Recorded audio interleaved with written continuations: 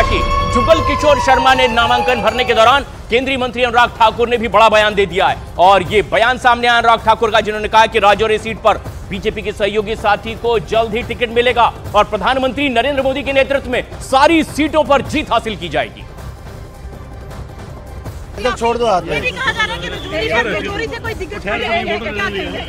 मैं इतना ही कहूंगा, भारतीय जनता पार्टी के किसी भी कार्यकर्ता को हमारे सहयोगी को टिकट मिलेगी। हम पूरी ताकत के साथ नरेंद्र मोदी जी के नाम पर चुनाव लड़ रहे हैं और सारे चुनाव जीतेंगे।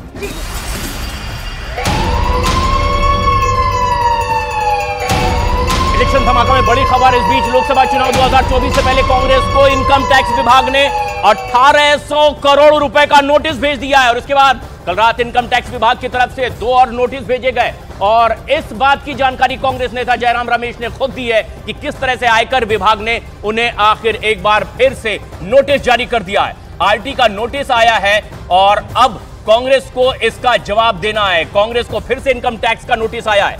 केंद्रीय एजेंसियों का दुरुपयोग करने का आरोप कांग्रेस पार्टी लगा रही है, लेकिन आयकर विभाग ने अब नोटिस दे दिया है। जयराम रमेश ने इस बात की जानकारी दी है प्रेस कॉन्फ्रेंस करते हुए कि इनकम टैक्स का नोटिस आया है और बीजेपी पर पलटवार करते दिखाई दे रहे हैं अब कांग्रेस के नेता आयकर का यह नोटिस आने के बाद।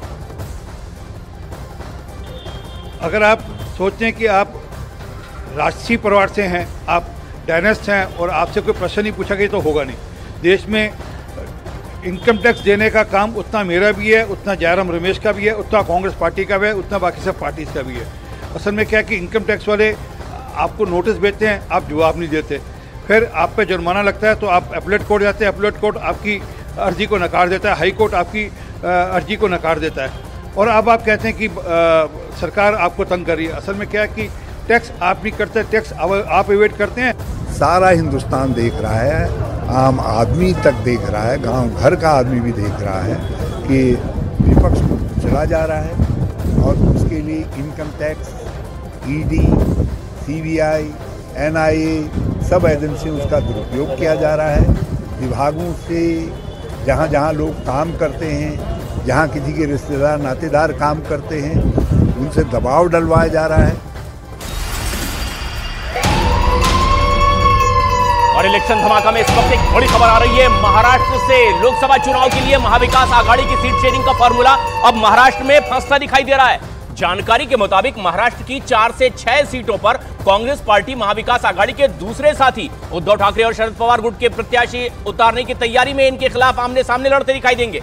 बताया जा रहा है कि महाराष्ट्र की सांगली, भिवंडी और मुंबई की 2 लोकसभा सीटों पर कांग्रेस फ्रेंडली फाइट करने वाली है। महाराष्ट्र कांग्रेस के कार्यकारी अध्यक्ष नसीम खान ने बताया कि आला कमान का फैसला है कि कांग्रेस 6 सीटों पर फ्रेंडली फाइट करेगी। जिस तरह से हमारे महाविकास आघाड़ी के दल शिवसेना ने या पवार साहब की राष्ट्रवादी ने जिस तरह से हठधर्मी दिखाई है और उससे कांग्रेस का कार्यकर्ता और कांग्रेस के महाराष्ट्र के सभी नेता नाराज हैं। अब हम लोग ये सोच रहे हैं कि जो हमारी परंपरागत सीट है, चाहे वो सांगली हो, भिवंडी हो, उत्तर मध्य मुंबई हो, उत्तर पश्चिम, ऐसी जो 5-6 सीटें हमारी हैं, उन सीटों पर हम लोग क्यों ना फ्रेंडली फाइट करें, दोस्ताना तरीके से चुनाव लड़ें। जैसे कि पंजाब में केजरीवाल जी के साथ हम लोग चुनाव लड़ रहे हैं, दिल्ली में हमारा उनके साथ गठबंधन है, पंजाब में 1 सीट पे गठबंधन है, बाकी सीटों पे हम फ्रेंडली फाइट कर रहे हैं। तो हम मुंबई और महाराष्ट्र में भी फ्रेंडली फाइट करने की हमारी तैयारी है और ये सोच और ये फैसला दिल्ली हाईकमान को, आला कमान को बता दिया गया। और इलेक्शन धमाका में अब हम आपको बताते हैं कि दरअसल महाराष्ट्र में इंडी गठबंधन में घटक दलों के बीच तकरार की वजह क्या है। दरअसल दावा है कि शिवसेना ने उन सीटों पर अपने प्रत्याशी घोषित कर दिए हैं जहां कांग्रेस मजबूत है। और अब हम आपको बताते हैं कि आखिर किस तरह से उन सीटों पर ये प्रत्याशियों के नाम का ऐलान हो चुका है।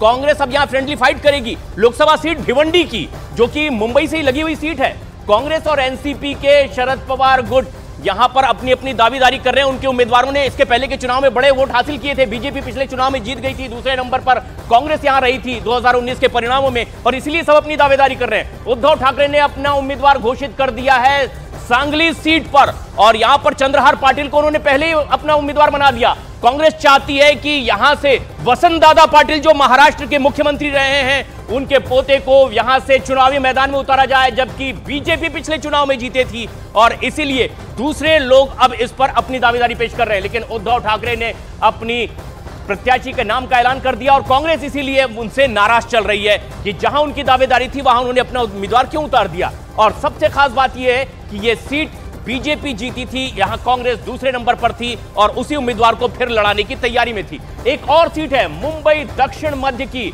उद्धव ठाकरे की ओर से प्रत्याशी के नाम का ऐलान कर दिया गया और कांग्रेस पार्टी इसलिए नाराज है। यहां पर शिवसेना जीती थी, लेकिन खास बात यह है कि राहुल शेवाले ये उद्धव ठाकरे के नेता जरूर थे, लेकिन वो पाला बदलकर शिंदे गुट में चले गए, उद्धव ठाकरे के साथ नहीं। लेकिन उद्धव ठाकरे कहते हैं कि मेरी ही पार्टी का प्रत्याशी जीता था, इसलिए उन्होंने अपना उम्मीदवार उतारा। और इस बीच कांग्रेस के फ्रेंडली फाइट करने के फैसले पर शिवसेना भड़क उठी है और शिवसेना नेता संजय राउत ने कहा है कि अगर कांग्रेस यहां पर महाराष्ट्र में फ्रेंडली फाइट करती है तो उत्तर प्रदेश और बिहार में शिवसेना उनके सामने ऐसे ही खड़ी होगी और नाम देगी ये हमारी फ्रेंडली फाइट है।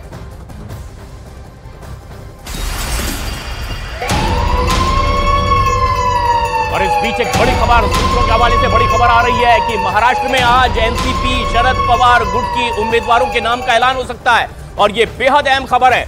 बताया जा रहा है कि पहली लिस्ट में 6 से 7 उम्मीदवारों के नाम का ऐलान किया जा सकता है और शरद पवार गुट की ओर से ये कुछ प्रत्याशी हैं जो चुनावी मैदान में होंगे। कुछ ऐसे नाम जो पिछली बार सांसद बने थे उनका नाम इस पहली लिस्ट में शामिल होगा। 6 से 7 नामों का ऐलान शरद पवार गुट की ओर से किया जा सकता है। इंडी गठबंधन में घटक दल के तौर पर शरद पवार का गुट चुनावी मैदान में है और आज अपने उम्मीदवारों के नाम का ऐलान वो कर सकते हैं। ये पहली लिस्ट उनकी होगी। कुछ खास नाम है जिनका जिक्र किया जा रहा है कि वो इसमें शामिल हो सकते हैं। महाराष्ट्र से एक और बड़ी खबर आ रही है। इस वक्त कांग्रेस को एक बड़ा झटका लगा है। कांग्रेस के वरिष्ठ नेता पूर्व केंद्रीय गृह मंत्री शिवराज पाटिल की बहू अर्चना पाटिल आज बीजेपी में शामिल हो गई हैं। अर्चना पाटिल ने कल बीजेपी नेता और महाराष्ट्र के डिप्टी सीएम देवेंद्र फडणवीस के मुलाकात की थी और आज मुंबई में बीजेपी में शामिल भी हो गई है। इससे पहले अशोक चौहान कांग्रेस के नेता रहे, महाराष्ट्र के मुख्यमंत्री रहे, मिलिंद देवड़ा जो सांसद रहे कांग्रेस के, बाबा सिद्दीकी जैसे ऐसे बड़े नेता हैं कांग्रेस का ये साथ छोड़ चुके हैं और इसी कड़ी में अर्चना पाटिल आज बीजेपी में शामिल है। इस बीच महाराष्ट्र की सियासत से जुड़ी एक और बड़ी खबर आ रही है। शिवसेना के नेता अंबादास दानवे ने बीजेपी में शामिल होने की खबरों को अफवाह करार दिया है और अंबादास दानवे ने कहा है कि वो पिछले 30 सालों से शिवसेना में है और उद्धव ठाकरे के साथ आगे भी काम करते रहेंगे। खबर जो है गलत खबर है। मैं पिछले 30 साल से शिवसेना का काम करने वाला शिवसैनिक हूँ जो बाला साहब ठाकरे जी के विचार से काम करता है और अभी उद्धव जी के नेतृत्व के नीचे काम करता है। इसलिए सब बातें जो आते हैं गलत है, अफवाह है। मुझे लगता है बीजेपी के माध्यम से ये अफवाह फैलाई जा रही है। मेरा इसमें ये विषय से कोई संबंध नहीं। मैं बाला साहब का शिवसैनिक हूँ, मैं शिवसेना का काम